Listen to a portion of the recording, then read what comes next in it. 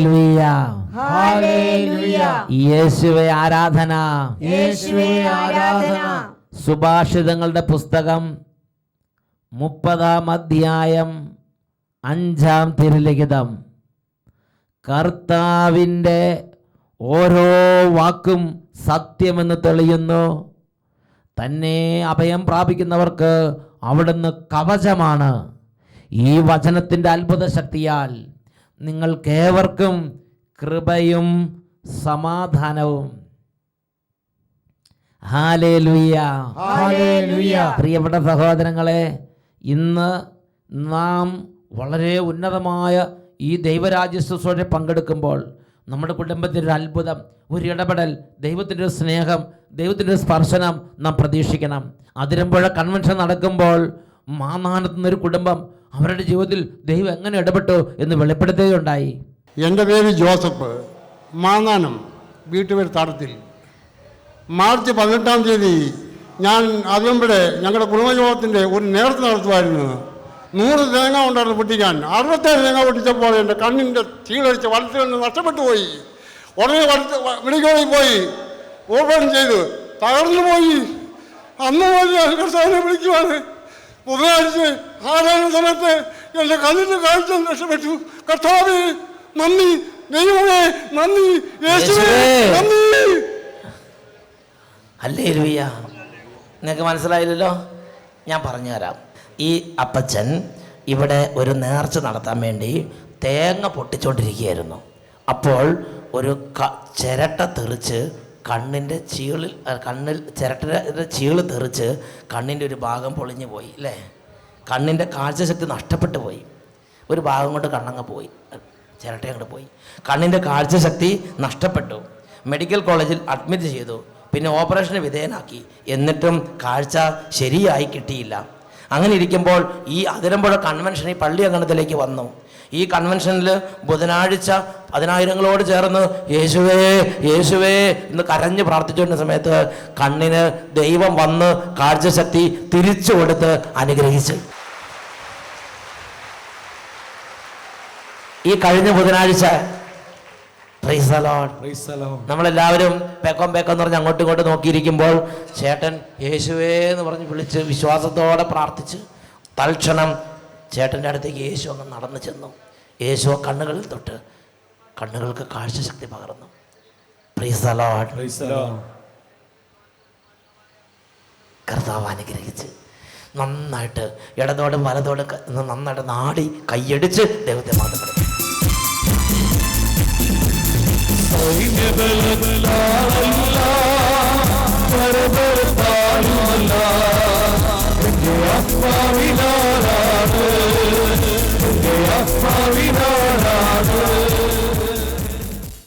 Hallelujah, hallelujah. പ്രിയപ്പെട്ട സഹോദരങ്ങളെ, നമുക്കെല്ലാവർക്കും എഴുന്നേറ്റ് നിൽക്കാം. ഇത് വലിയ ദൈവത്തിൻ്റെ ഇടപെടലുള്ള സമയമാണ്. വളരെ വലിയ ദൈവഭക്തിയോടെ ശുശ്രൂഷയിൽ പങ്കെടുക്കാൻ വേണ്ടി ദൈവം നമ്മളെ വിളിച്ചിരിക്കുകയാണ്. പ്രിയ ദൈവ പൈതലെ, ഹൃദയത്തിൽ എന്തെങ്കിലും തരത്തിലുള്ള വെറുപ്പ് വിദ്വേഷം ഉണ്ടെങ്കിൽ ഇന്നിപ്പോൾ യേശുവിൻ്റെ നാമത്തെ ഉപേക്ഷിക്കുക. ഇപ്പോൾ എന്തെങ്കിലും പാപം ഉണ്ടെങ്കിൽ അതിനെക്കുറിച്ച് അനുദപിക്കുക. ദൈവം നിന്നെ സന്ദർശിക്കുന്ന ആ നിമിഷത്തിലേക്ക് ഇത് അടുത്തു കഴിഞ്ഞു. എല്ലാവരും നന്നായിട്ട് പ്രാർത്ഥിക്കണം. അച്ഛൻ പ്രാർത്ഥിക്കുന്ന സമയത്ത് ഈ കർത്താവെ അനുഗ്രഹിക്കണമേ എന്ന് ഏറ്റു പറഞ്ഞ് പ്രാർത്ഥിക്കണം. കർത്താവെ അനുഗ്രഹിക്കണമേ, കർത്താവേ അനുഗ്രഹിക്കണമേ. ഇന്ന് ഈ ശുശ്രൂഷയിൽ പങ്കെടുക്കുന്ന എല്ലാ ബാലികാ ബാലന്മാരെയും കർത്താവേ അനുഗ്രഹിക്കണമേ. ഈ ശുശ്രൂഷയ്ക്ക് വേണ്ടി ഇപ്പോൾ നാനാഭാഗത്തുനിന്ന് ഒരുമിച്ച് കൂടിയിരിക്കുന്ന അധ്വാനിക്കുന്നവരും ഭാരം വഹിക്കുന്നവരുമായ ഓരോ മക്കളെയും കർത്താവേ അനുഗ്രഹിക്കണമേ. രോഗികളായ ദൈവമക്കളെ കർത്താവേ അനുഗ്രഹിക്കണമേ. ഈ ഒരു വചന ശുശ്രൂഷയിൽ ഇന്ന് പങ്കെടുത്തതിന് ശേഷം ഹോസ്പിറ്റലിലേക്ക് പോകാനിരിക്കുന്നവരെ കർത്താവേ അനുഗ്രഹിക്കണമേ. അനേക തരത്തിൽ മനപ്രയാസവും സങ്കടവും ദുഃഖവും വേദനയും ആത്മഹത്യാ ചെയ്യുന്ന മനം തകർന്നിരിക്കുന്നവരെ കർത്താവേ അനുഗ്രഹിക്കണമേ.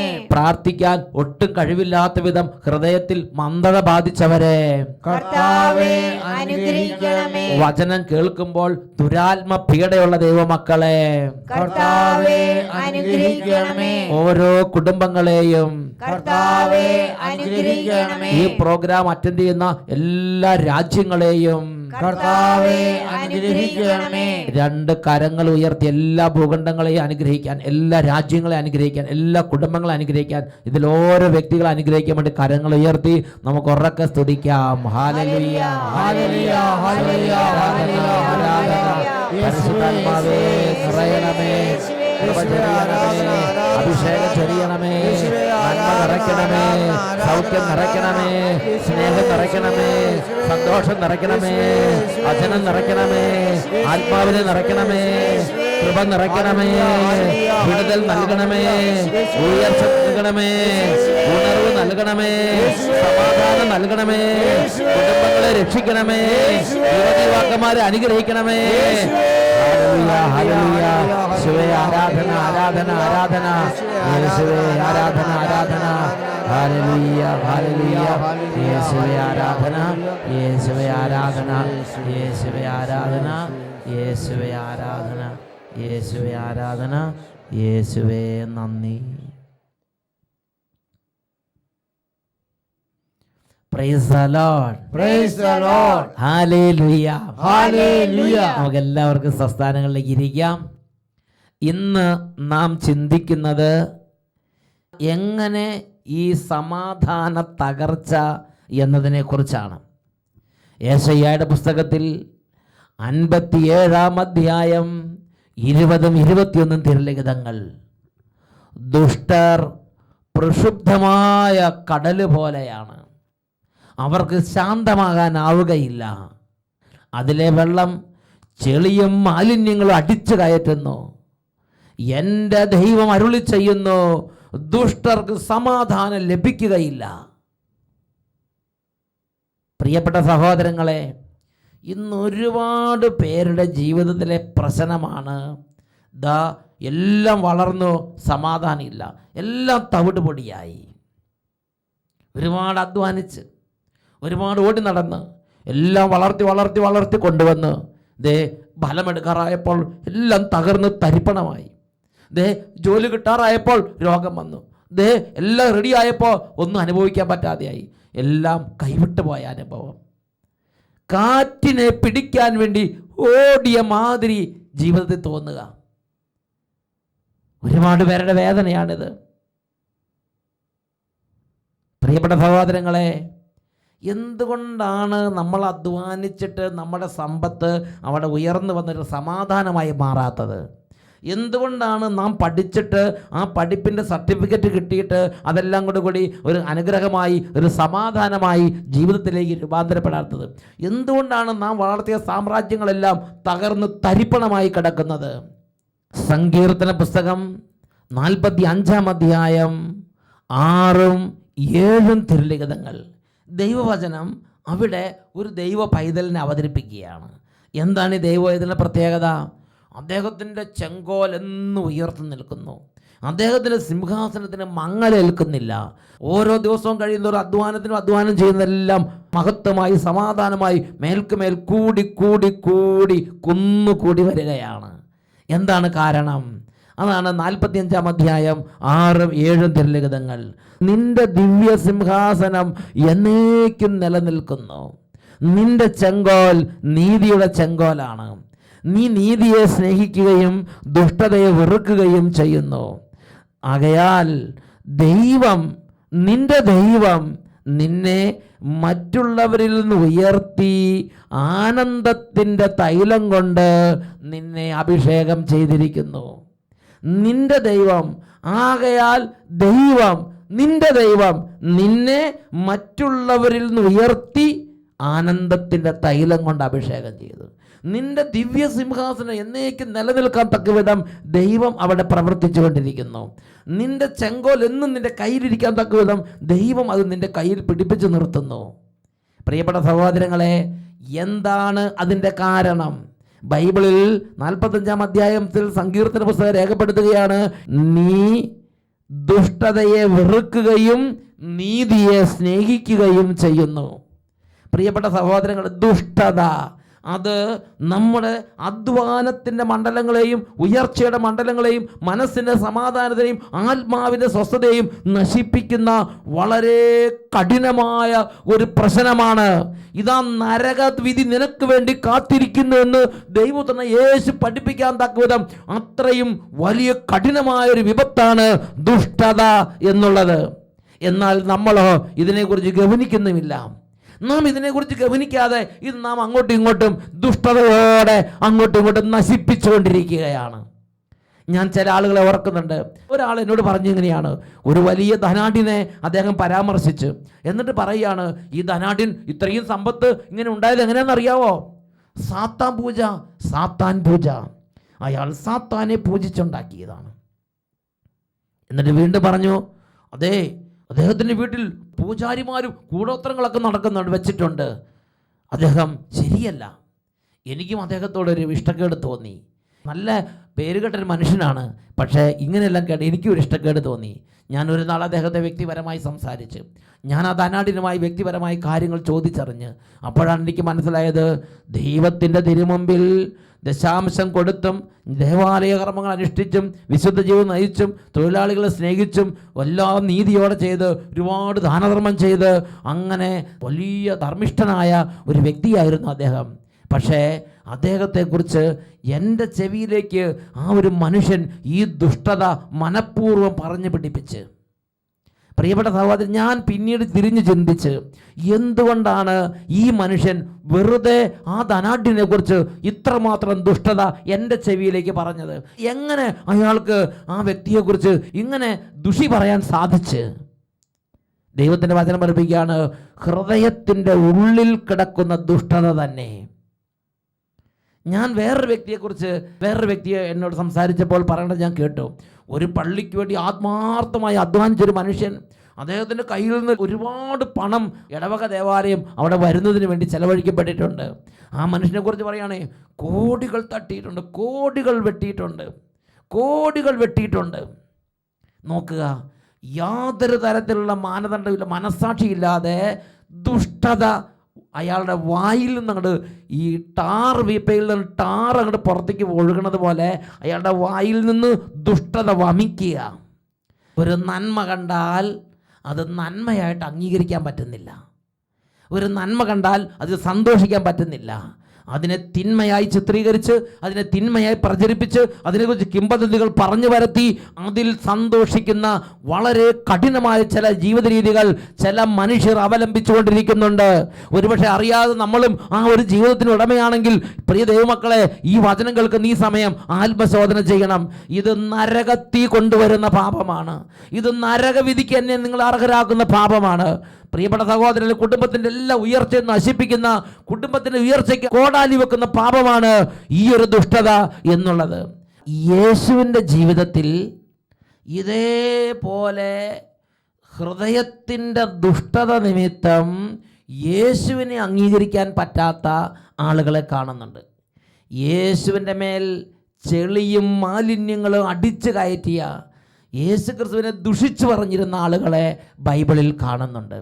വിശുദ്ധ യോഹന്നാന്റെ സുവിശേഷം അതിൽ 10-ാം അധ്യായം അതിൽ 19-20 തിരുലിഖിതങ്ങൾ. ഈ വാക്കുകൾ മൂലം യഹൂദരുടെ ഇടയിൽ വീണ്ടും ഭിന്നതയുണ്ടായി. അവന് പിശാചുണ്ട്, അവന് ഭ്രാന്താണ്, അവനെ എന്തിന് നാം കേൾക്കണം എന്നിങ്ങനെ അവരിൽ വളരെ പേർ പറഞ്ഞു. നോക്ക്, യേശു നല്ല കാര്യങ്ങൾ ചെയ്തു പോവുകയാണ്.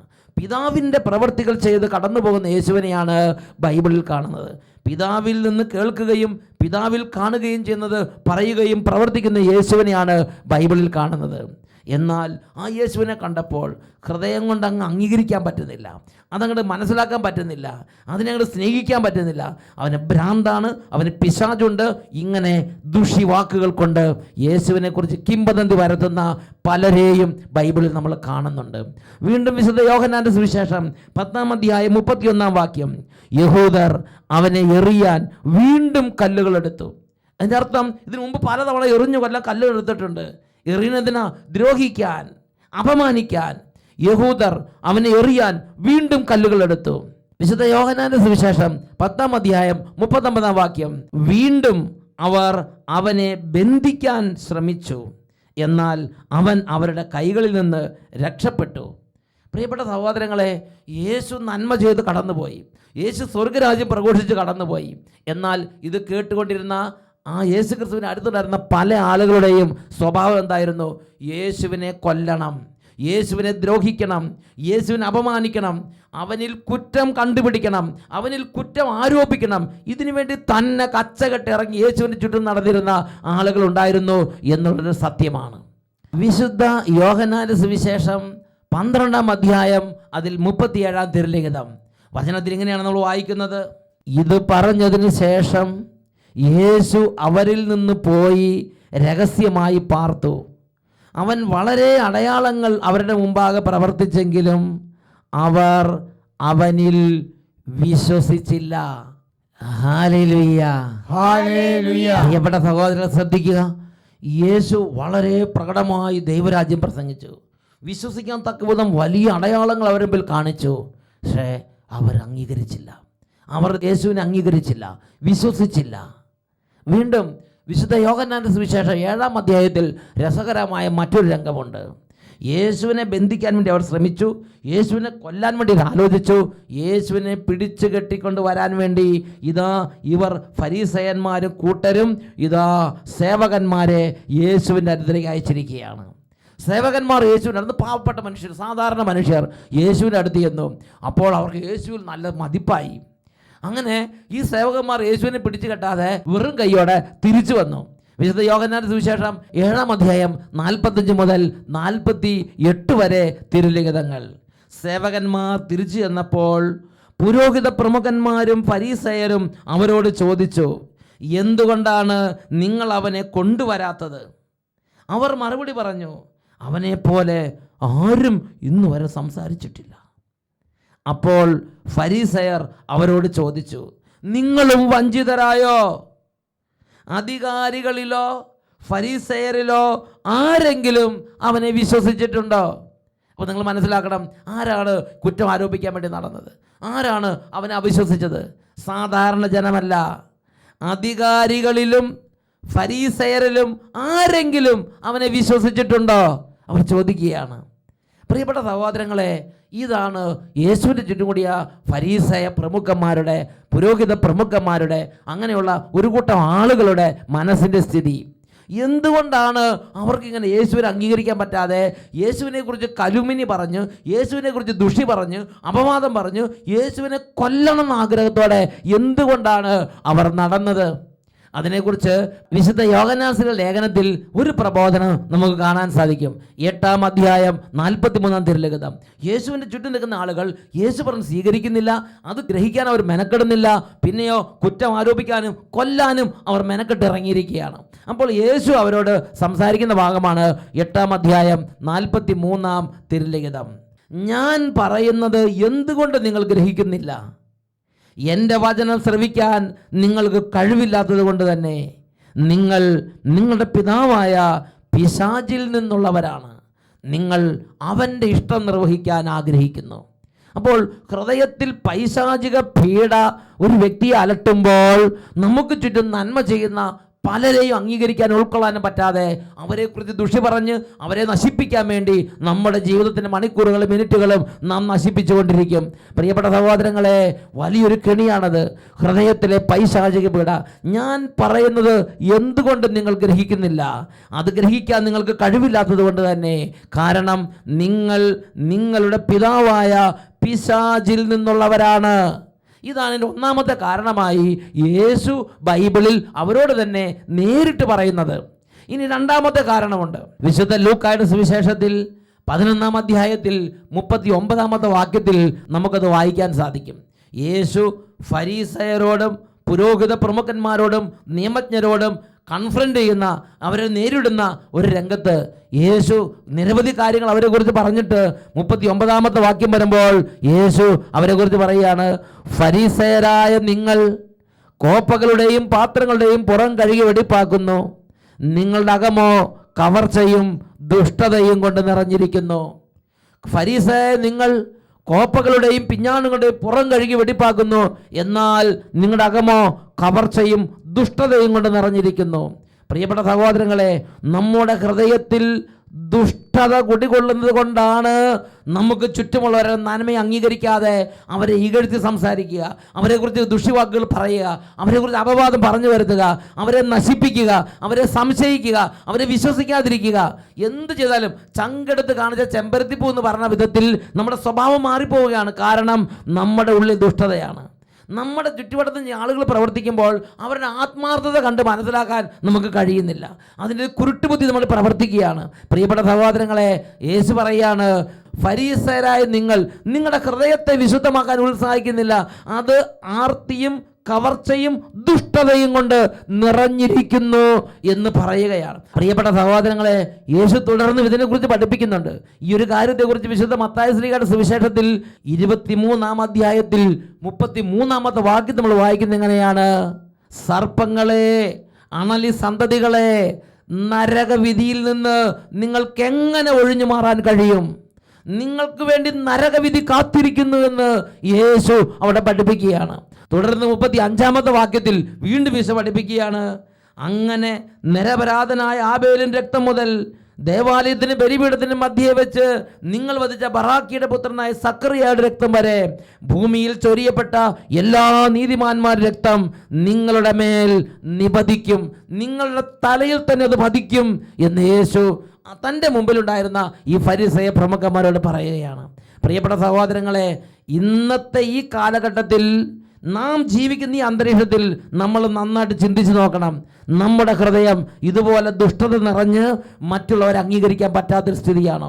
നമ്മുടെ കുടുംബത്തിൽ നമ്മുടെ അമ്മ ഇത്രയും ആത്മാർത്ഥത അധ്വാനിച്ചിട്ട് ആ അമ്മയുടെ നന്മ അംഗീകരിക്കാൻ പറ്റാത്ത വിധം ഹൃദയത്തിൽ ദുഷ്ടത നിറഞ്ഞോ? നമ്മുടെ അപ്പൻ ഇത്രയും ഈ കണ്ട വിധത്തിലൊക്കെ അധ്വാനിച്ചിട്ട് ഒരുപക്ഷെ ആത്മാർത്ഥമായി അധ്വാനിച്ചപ്പോൾ കുറച്ച് പാളിച്ചകളും പരാജയങ്ങളും വന്നിട്ടുണ്ടാകാം. എന്നാൽ എപ്പോഴും ആ നിറയെ കുറ്റവാക്കുകൾ പറഞ്ഞ് കുത്തുവാക്കുകൾ പറഞ്ഞ് അപ്പനെ കുറ്റപ്പെടുത്തുന്ന ആ പ്രകൃതമാണോ? അതോ അപ്പനിലൂടെ ദൈവം ചൊരിഞ്ഞ നന്മ കണ്ട് ദൈവത്തിന് നന്ദി പറയുന്ന ആ ഒരു രീതിയാണോ നമുക്കുള്ളത്? ചിന്തിക്കണം. നമ്മുടെ ഇടവക വികാരിയച്ഛൻ, നമ്മുടെ ചുറ്റുമുള്ള നമ്മുടെ അധ്യാപകർ, നമ്മുടെ സ്കൂള്, ഏതെങ്കിലും സ്കൂള് കാണുമ്പോൾ, ഏതെങ്കിലും ഒരു കാര്യം കാണുമ്പോൾ അതിൻ്റെ നന്മയെ അംഗീകരിക്കാൻ പറ്റുന്നുണ്ടോ? ഞാൻ നിങ്ങൾ ചിന്തിക്കണം. പ്രിയപ്പെട്ട സഹോദരങ്ങളെ, നമ്മുടെ ഉള്ളിൽ ദുഷ്ടതയുണ്ടെങ്കിൽ ഒരാളുടെ നന്മയെ അംഗീകരിക്കാൻ നമുക്ക് കഴിയുകയില്ല. ഈ സമയം നമുക്ക് എഴുന്നേറ്റ് നിൽക്കാം. യെശയ്യാ പ്രവചനത്തിൽ 57-ാം അധ്യായത്തിൽ 20-21 തിരുലിഖിതങ്ങൾ വചനം പഠിപ്പിക്കുന്നു, ദുഷ്ടർ പ്രക്ഷുബ്ധമായ കടൽ പോലെയാണ്, അവർക്ക് ശാന്തമാകാനാവുകയില്ല, ചെളിയും മാലിന്യങ്ങളും അവർ അടിച്ചു കയറ്റുന്നു, ദുഷ്ടർക്ക് സമാധാനം ലഭിക്കുകയില്ല. നാം ഈ വിധം ജീവിച്ചാൽ നരകവിധിയിൽ നിന്ന് ഒഴിഞ്ഞു മാറാൻ മാറ്റുന്നത് മാത്രമല്ല, ഈ ഭൂമിയിൽ നമ്മുടെ സിംഹാസനങ്ങൾ തകിടം മറിഞ്ഞു വീഴും. ഈ ഭൂമിയിൽ നമുക്ക് സമാധാനം അനുഭവിക്കാൻ കഴിയുകയില്ല. ഈ ഭൂമിയിൽ ദൈവം നമ്മൾ അനുഗ്രഹിക്കുന്ന ആ ഒരു സന്തോഷം അനുഭവിക്കാൻ കഴിയാത്ത വിധം നശിച്ചുപോയ ജീവിതങ്ങളായി നമ്മുടെ ജീവിതം രൂപാന്തരപ്പെടുമെന്ന് തന്നെയാണ് തിരുലിഖിതം നമ്മെ പഠിപ്പിക്കുന്നത്. രണ്ട് കരങ്ങൾ ദൈവസന്നിധിയിലേക്ക് ഉയർത്താം, കർത്താവിനോട് പ്രാർത്ഥിക്കാം. ക്രയവിക്രയങ്ങൾക്കിടയിലൂടെ സാവകാശം ജീവിതത്തിലേക്ക് കടന്നുകൂടിക്കൊണ്ടിരിക്കുന്ന ദുഷ്ടതയെ തിരിച്ചറിയാൻ, ദുഷ്ടതയുടെ എല്ലാ ലാഞ്ചനങ്ങളും തിരിച്ചറിയാൻ, ദൈവമേ ഹൃദയത്തെ കഴുകി ശുദ്ധമാക്കാൻ, നിഷ്കളങ്കമായൊരു ഹൃദയം, നീതിയെ സ്നേഹിക്കുന്നൊരു ഹൃദയം അത് ഞങ്ങൾക്ക് ലഭിക്കാൻ വേണ്ടി ഓ ദൈവമേ പരിശുദ്ധാത്മാവിനെ അയക്കണമേ. കരങ്ങൾ ഉയർത്തി സ്തുതിക്കുന്നു. Hallelujah, hallelujah, hallelujah. ആരാധന, ആരാധന, ആരാധന. ഓ ദൈവമേ, ഇന്ന് ഈ ശുശ്രൂഷയിൽ പങ്കെടുക്കുന്ന എല്ലാ കുടുംബങ്ങൾക്ക് വേണ്ടി പ്രാർത്ഥിക്കുന്നു. ഓരോ മകനും മകൾക്ക് വേണ്ടി പ്രാർത്ഥിക്കുന്നു. കർത്താവേ, ഹൃദയത്തിന്റെ ദുഷ്ടതയെ കഴുകിക്കളയാൻ, ദുഷ്ടതയുടെ കെട്ടുകൾ പൊട്ടിക്കാൻ, സഹോദരങ്ങളെ നന്മ കാണാൻ, അത് പറയാൻ, അത് അംഗീകരിക്കാൻ, അത് പ്രചരിപ്പിക്കാൻ ഓ നീതിയെ സ്നേഹിക്കുന്ന ഹൃദയം നൽകണമേ. ഹല്ലേലൂയ, ആരാധന, ആരാധന. യേശുവേ, യേശുവേ, യേശുവേ, യേശുവേ, അഭിഷേകം ചെയ്യണമേ, അഭിഷേകം ചെയ്യണമേ. Hallelujah, hallelujah. യേശുവേ നന്ദി. Praise the Lord. Praise the Lord. Hallelujah. Hallelujah.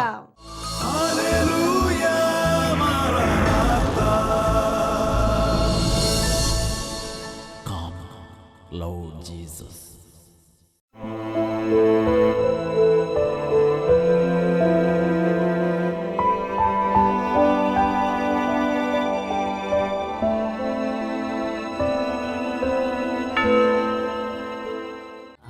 Hallelujah.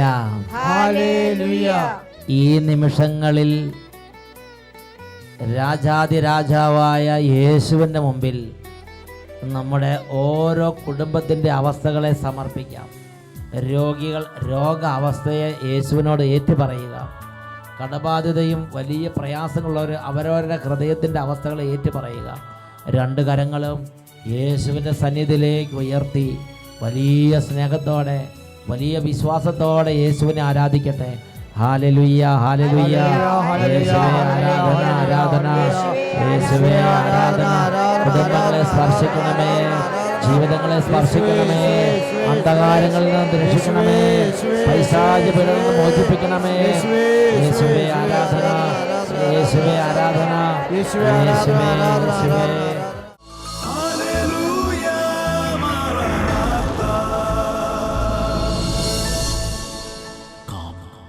Lord Jesus.